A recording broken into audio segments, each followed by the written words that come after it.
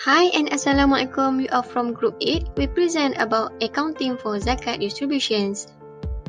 For today's presentation, we lead by myself, Raihan Akisha binti Muhammad Fauzi, and my friend Nur Sumayyah binti Muhammad Nur. Zakat is one of the 5 pillars of Islam, which has been made obligatory by Allah to each and every Muslim to carry out. According to the basic principles of zakat, the zakat institution has to be established first within Muslim society in a well-organized way.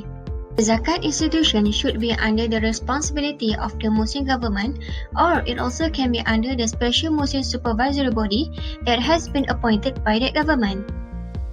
The total of zakat collection in Malaysia has been increased drastically from year to year, yet it goes to the total of zakat collection for each state.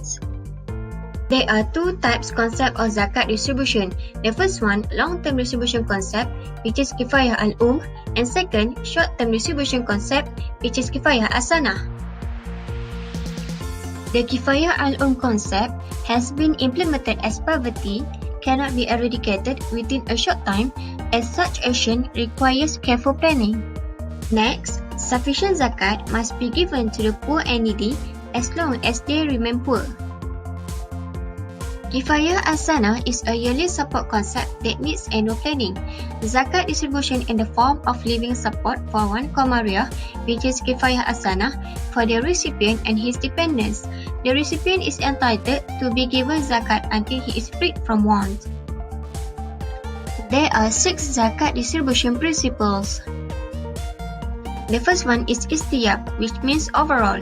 Zakat collections must be distributed to all asnaf as ordered by Allah, included muqaddam and muakhar. Second one is ikhtisas, means resolution.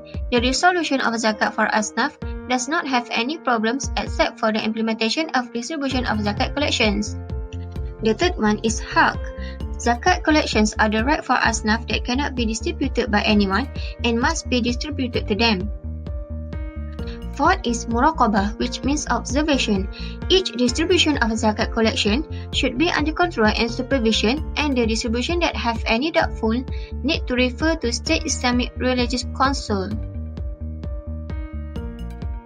Fifth, al-kifayah, which means sufficiency, the fulfill of basic needs to asnaf based on the Sharia and allocation by State Islamic Religious Council.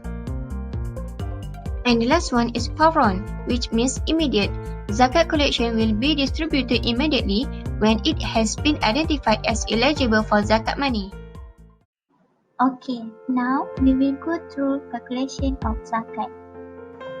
There are 2 methods of zakat calculation. The first one is method of growing capital, which is ruqyah.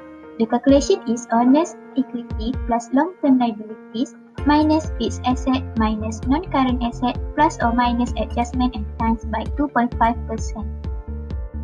The second one is methods of working capital, which is syariah. The calculation is current asset minus current liabilities plus or minus adjustment and times by 2.5%. Next, we will see one example that using methods of working capital, which is syariah. The current assets amount is 870,000 ringgit minus current liabilities 240,000 ringgit and times by 2.5%. So the amount of zakat that should be paid are 15,750 ringgit. Treatment in accounting. The first one is charity is seen as an expenditure that will be shown in accounting as expenditures related to the care of zakat in accounting.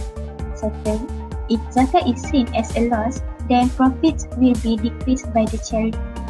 Third, the organisation would like to recover the payment of zakat firms to include it as a cost factor in the price. Lastly, in zakat accounting, there are an argument that the charity would be caused as a distribution of profits and not as an expense. Next, reporting on zakat distribution in financial reports. There is no standardization in issuing financial reports since the zakat funds were managed by different states. Based on reviewing the availability documents, transparency and reliability of the annual report, there had been problems that arise in zakat institution. It is because there are no obligation for the institution to publish the report to the public. Zakat should be distributed to the eligible asnaf, and the amir or zakat institutions are eligible to 1/8 portion of zakat collection. That's all from us. Thank you.